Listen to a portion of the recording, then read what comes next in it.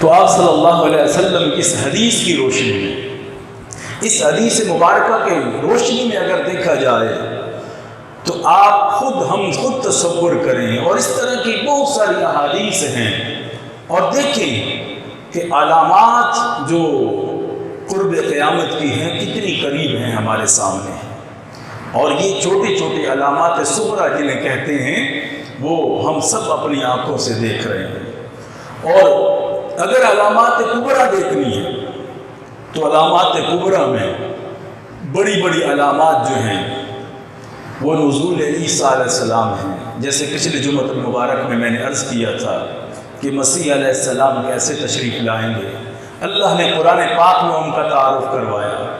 نزول مسیح ہے، اور اس کے ساتھ ظہور امام مہدی علیہ السلام ہے، اور اس کے ساتھ خروج یاجوج ماجوج ہے، اور اس کے ساتھ دجال کا خروج ہے، اور اس کے ساتھ دابۃ الارض ہے، اور اس کے ساتھ پیارے نبی نے فرمایا کہ سورج مغرب کی طرف سے نہیں بلکہ ایسا ہوگا کہ ہم مشرق سے روزانہ سورج کو طلوع ہوتے دیکھتے ہیں، مغرب میں غروب ہوتے دیکھتے ہیں، لیکن اس دن سورج مغرب سے نکلے گا، اور یہ بھی علامات قیامت کی بڑی علامت ہوگی قیامت۔ تو آپ صلی اللہ علیہ وسلم نے 10 بڑی علامتیں بتائی ہیں جو علامات کبریٰ ہیں، اور جو ہمارے یعنی چھوٹی چھوٹی علامات جو بھی آپ نے بتائی ہیں وہ اکثریت کے ساتھ مکمل ہو چکی ہیں، پوری ہو چکی ہیں۔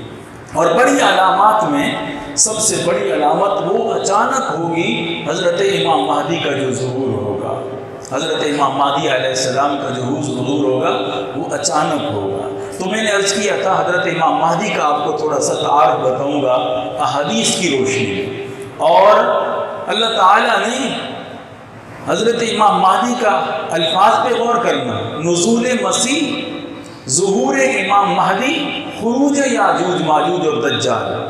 اس کا مطلب ہے عیسیٰ علیہ السلام اوپر سے آئیں گے، نزول کا لفظ کہا گیا ہے، اتریں گے، اور ظہور امام مہدی، تو حضرت امام مہدی لوگوں میں موجود ہوں گے، ان کا ظہور ہوگا، ظاہر ہوں گے۔ دجال بھی دنیا میں موجود ہے، اس کا ظہور ہے، اور یاجوج ماجوج کا خروج ہے، خروج یاجوج ماجوج، کیونکہ ان کو بند کیا، اس کا ذکر انشاءاللہ میں آگے کروں گا۔ تو ان کا جو خروج ہے، اور پھر دابۃ الارض ہے، اس کا ذکر بھی قرآن پاک میں انشاءاللہ اس کا بھی تذکرہ آئے گا۔ آگ نکلے گی مشرق سے، اور وہ آگ کس طرح ہوگی، کس طرح لوگوں کو ہانک کے لے جائے گی، اس کا ذکر بھی صحیح احادیث میں موجود ہے۔ امام مہدی علیہ السلام، امام مہدی کو کہتے ہیں علیہ السلام، عام روٹین میں جو بولا جاتا ہے۔ یاد رکھنا کہ ضروری نہیں ہوتا علیہ السلام کہیں تو وہ نبی ہو، یہ ذہن میں رکھنی ہے بات۔ علیہ السلام کہیں تو وہ نبی ہو، یہ ضروری نہیں ہوتا۔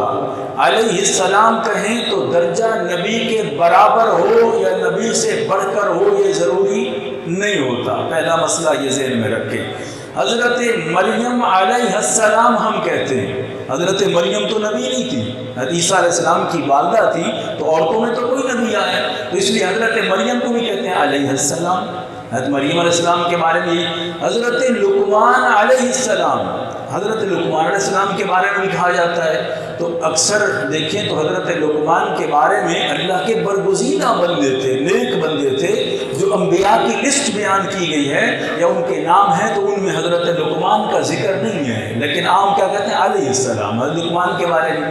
تو یہ دعا ہے، علیہ السلام دعا ہے کہ ان پر سلامتی ہو۔ حضرت امام مہدی کیونکہ اللہ کے نیک بندے امت کے لیے سہارا بنیں گے، تو ہم جب بولتے تو کہتے ہیں علیہ السلام، اللہ ان پر سلام کرے کہ انہوں نے آ کے سلامتی کا پیغام دینا ہے انسانیت کو، اس لیے علیہ السلام کہا جاتا ہے۔ تو یہ ایک تو وجہ ہے۔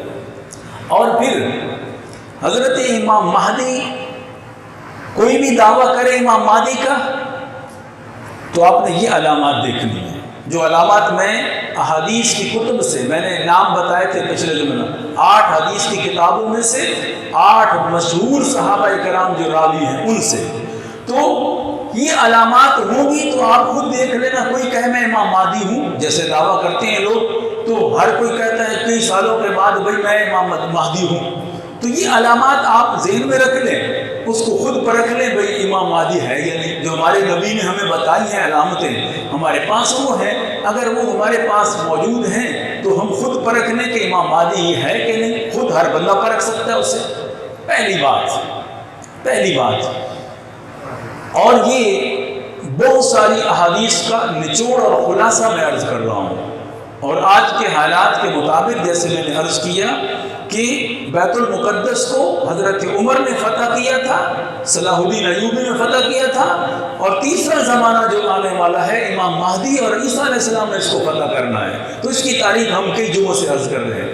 تو حضرت امام مہدی، پہلی بات آپ صلی اللہ علیہ وسلم نے فرمایا کہ المہد منی، دوسرے الفاظ من عطرتی، تیسرے الفاظ من اولاد فاطمہ.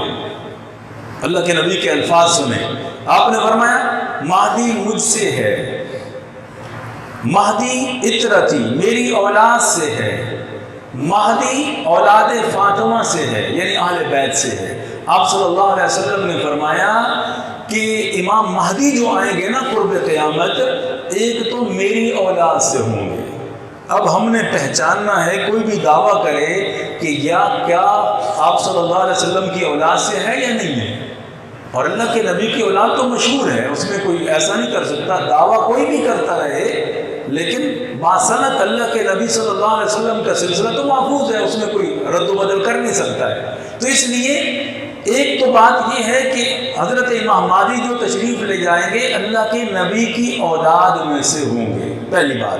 دوسری، آپ صلی اللہ علیہ وسلم نے فرمایا اسمہ اسمی، اس کا نام میرے نام سے ہوگا.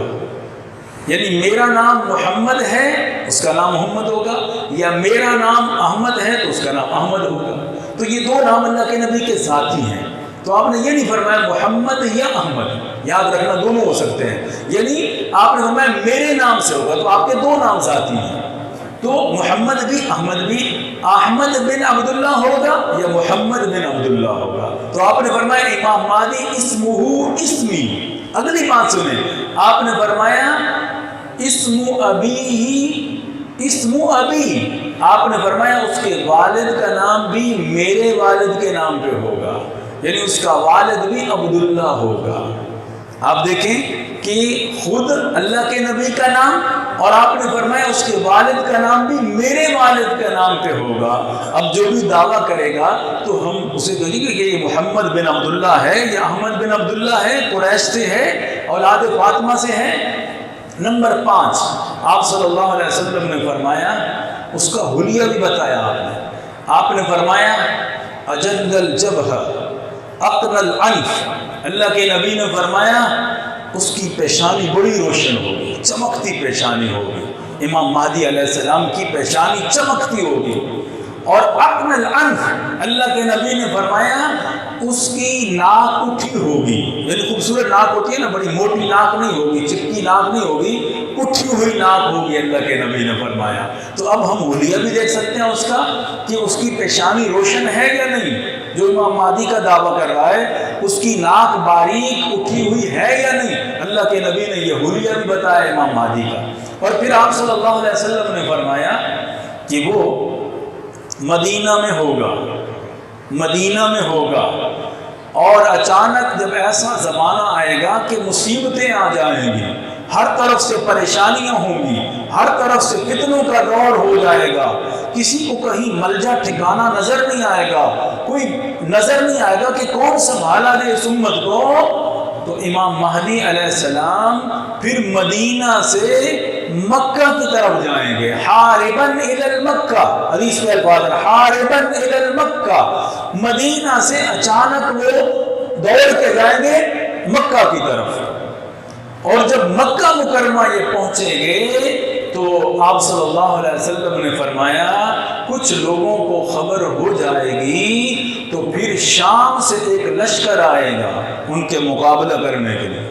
شام سے ایک لشکر آئے گا امام مہدی کا مقابلہ کرنے کے لیے.